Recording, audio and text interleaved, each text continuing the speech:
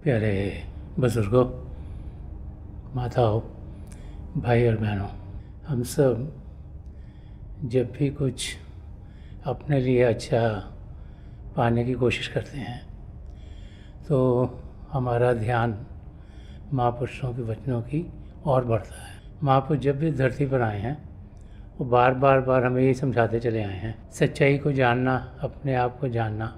वो चाहते हैं कि हम जो सदा का आनंद है उस अवस्था में पहुँचें। कल तीसरी पातशाही गुरु अमरदास जी महाराज का गुरुपुरब है और इन्होंने बहुत कुछ इंसानियत के बारे में, इंसान को क्या करना चाहिए उसके बारे में और क्या क्या हमें ढूंढना चाहिए वो बड़ा खोल के समझाया है। गुरु अमरदास जी महाराज एक शब्द के ज़रिए फरमा रहे हैं, वो फरमा रहे हैं कि सुर नर मुन जन अमृत खोजते सो अमृत घुरते पाया। वो फरमा रहे हैं कि जो देवता हैं और मुनि लोग हैं ये सब अमृत को ढूंढ रहे हैं। और जिस अमृत की यहाँ गुरु साहब बात कर रहे हैं वो कोई मीठा खाने के लिए अमृत नहीं, वो कोई शहद नहीं और कोई मिठास नहीं। वो ज्ञान है जिसके ज़रिए हमारी आत्मा सदा के लिए आनंद की अवस्था में पहुंच जाती है। तो गुरु साहब फरमा रहे हैं कि चाहे देवता हों, चाहे मुनि हों, चाहे इंसान हो, हर एक जीव वो सदा के सुख चैन की ज़िंदगी ढूंढ रहा है, जहाँ से कोई दुख ना हो, दर्द ना हो, जहाँ उसकी ज़िंदगी बड़े आराम से गुजरे। और मुनि लोग जो कोई एक तपस्या करता है, कोई दूसरी करता है, कोई तीसरी करता है। और गुरु अमरदास जी महाराज को अपने गुरु के पास आते आते 60 साल लगे। वो भी बहुत सी तपस्याएं, बहुत सी चीज़ें किया करते थे। तो जब वो अपने गुरु के पास पहुँचे उसके बाद जाके उन्हें समझ में आई कि जो वो ढूंढ रहे थे उन्हें कहाँ से मिलेगा। तो ये फरमा रहे हैं कि सुर नर मुंजन अमृत खोज दे सो अमृत गुर से पाया। कि वो जो सदा का जीवन है, जो सुख चैन का जीवन है, वो अमृत जो हम सबके भीतर चल रही है, उसे शब्द कहें, अमृत कहें, नाम कहें, वो कह रहे हैं कि उसको जुड़ने के लिए वो मैंने अपने गुरु से पाया कि उन्होंने मुझे देन दी, उनकी यह दृष्टि हुई, उनकी कृपा हुई, तो मैं उस अमृत को चखने के लायक हो गया। हम लोग सदा का सुख चैन पाने के लिए बहुत कोशिश करते हैं कि शायद हमें इस चीज़ से कुछ मिल जाएगा, शायद उस चीज़ से मिल जाएगा। तो दुनिया की चीज़ों में हम सुख चैन पाने की कोशिश करते हैं। लेकिन यहाँ गुरु साहब हमें समझा रहे हैं कि वो जो सदा का सुख चैन है वो उन्होंने अपने गुरु की संगत में जाके पाया, उनकी नज़दीकी में पाया, उनके प्रेम से पाया। उनके गुरु की जब नज़र करम उन पर हुई तब जाकर उन्होंने जो हम सब के अंदर शब्द चल रहा है उसका अनुभव किया और उसके साथ जुड़ते हुए अपने गुरु की मदद से वो अंदर की दुनिया में बढ़ना शुरू हो गए। आगे फरमा रहे हैं कि पाया अमृत गुरु कृपा की नहीं, कि गुरु ने कृपा की तभी ये अमृत मुझे मिला है। और गुरु के ऊपर कृपा किसी है? पिता परमेश्वर की। कि पिता परमेश्वर ने गुरु के ऊपर कृपा की और उसे इस अवस्था तक पहुंचाया कि उनकी मदद से हम लोग भी प्रभु को जान सकें, पहचान सकें। पहली कृपा गुरु ने उनके ऊपर की, फिर उन्होंने कृपा हम पे की ताकि हम इस शरीर में होते हुए जो उस जहाँ का अनुभव वो पा सकें। तो फरमाने के पाया अमृत गुरु कृपा कीनी सच्चा मन वसाया।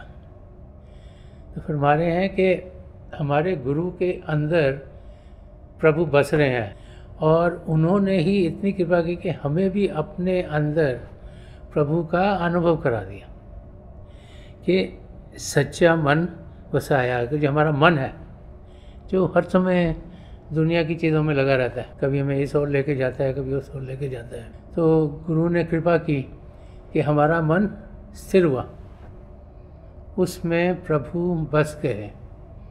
तो यहाँ जो अभ्यास करने का तरीका है, जो मन को शांत करने का तरीका है, जो मन ही मन प्रभु के नाम का जाप करने का तरीका है, वो समझाया जा रहा है कि मन में बसना, मन ही मन प्रभु के नाम का जाप करना, ध्यान प्रभु की ओर करना। जब वो हुआ तभी हम अंदर की मंजिल में जाने के लायक हो गए। और आगे फरमा रहे कि जिया जन सब तुझ उपाय।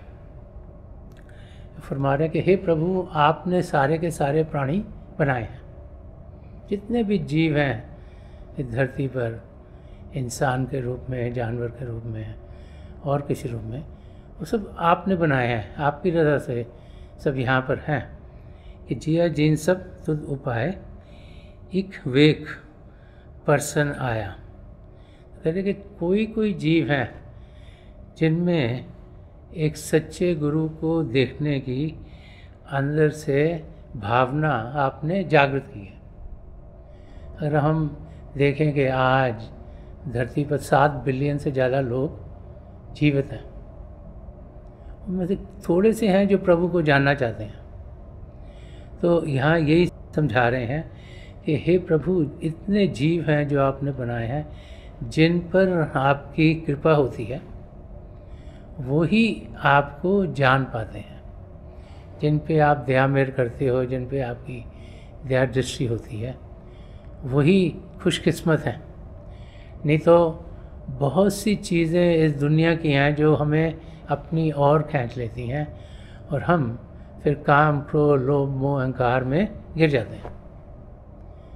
तो हमें समझा रहे हैं कि जब प्रभु की कृपा होती है तो हम इस माया की दुनिया में जीते हुए अपना ध्यान प्रभु की ओर कर पाते हैं और अपनी मंजिल की ओर कदम बढ़ा पाते हैं।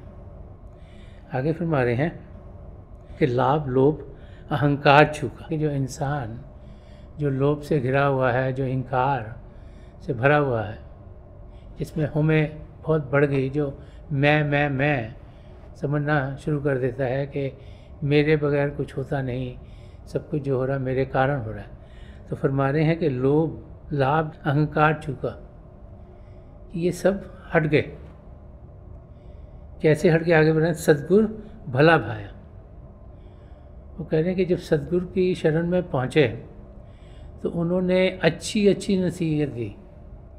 उन्होंने समझाया कि ज़िंदगी जीनी कैसे है।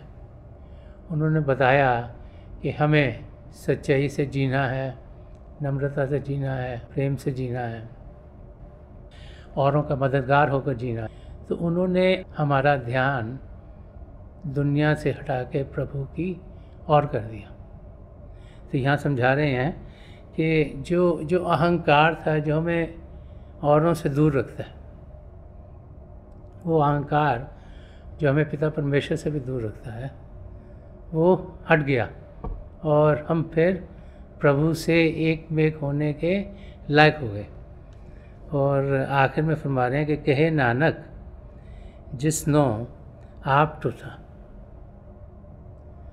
फरमा रहे हैं कि जिससे परमात्मा खुश हो गया या जिससे उसके सद्गुरु खुश हो गए, तिन अमृत गुर दे पाया। तो उसने ही अमृत अपने गुरु के ज़रिए पाया है। तो यहाँ समझा रहे हैं कि प्रभु किससे खुश होते हैं, हमारे सद्गुरु कब खुश होते हैं? जब उनके बताए हुए रास्ते पर हम चलते हैं। संत कृपाल सिंह जी महाराज फरमाया करते थे, if you love me keep my commandments. अगर आप मुझसे प्रेम करते हैं तो मेरा कहना मानिए। उनका कहना क्या था कि शरीर को शांत करो, मन को शांत करो और भजन अभ्यास करो। एक बनो, नेक बनो। नेकी का रास्ता इख्तियार करो और प्रभु से एक में हो। अपनी आत्मा का मिलाप परमात्मा से कराओ। तो तभी हम अपनी मंजिल तक पहुंच पाएंगे। और यही है वो जो भला रास्ता हमें हमारे सद्गुरु बताते हैं। वो समझाते हैं कि हम प्रभु की अंश हैं, हम उनसे मिल सकते हैं, उनको जान सकते हैं, उनको पहचान सकते हैं। हमने कदम उनकी ओर बढ़ाने हैं, हमने ध्यान दुनिया से हटाकर पिता परमेश्वर की ओर करना है। और जब हम ध्यान दुनिया से हटाएंगे और हमारे कदम प्रभु की ओर बढ़ेंगे तो हम देखेंगे कि हमारी ज़िंदगी खुशियों से भरपूर होगी। जिसे यहाँ अमृत कहा गया है, वो अवस्था जो सदा सदा के लिए सुख चैन की अवस्था है, उसमें हम अपने आप को पाएंगे। और जिस मकसद से हम इस धरती पर आए हैं वो मकसद हमारा पूरा होना शुरू हो जाएगा। इंसान बहुत बारी भूल जाता है कि उसका कोई मकसद भी है। बहुत सारी हम सोचते हैं कि शायद इस दुनिया में हम कुछ अपने लिए कमाने के लिए आ रहे हैं, कुछ औरों को मिलने के लिए आ रहे हैं, कुछ इस धरती को एक्सप्लोर करने के लिए आ रहे हैं। ये भूल जाते हैं कि हम सबका एक मकसद है, और वो है अपने आप को सही रूप में जानना, अपने आप को आत्मिक रूप में जानना। पढ़ लिख के वो हो नहीं सकता, क्योंकि हमने अनुभव करना है। इसलिए अभ्यास करना बहुत ज़रूरी है। जब हम अभ्यास के लिए बैठते हैं, फिर जो असलियत है वो हमारे अंदर खुलनी शुरू हो जाती है। जब हम शरीर को शांत करते हैं, मन को शांत करते हैं, तो अपने अंदर हम प्रभु के शब्द के साथ जुड़ना शुरू हो जाते हैं। इसीलिए बार बार महापुरुष समझा गए हैं कि हम अभ्यास करें। इस शरीर में आने का जो हमें मौका मिला उसका पूरा फ़ायदा उठाएं। आजकल के दिन जबकि हम अपने अपने घरों में हैं, हमारे पास समय काफ़ी है, हम अभ्यास कर अपनी मंजिल की ओर तेज़ी से बढ़ें।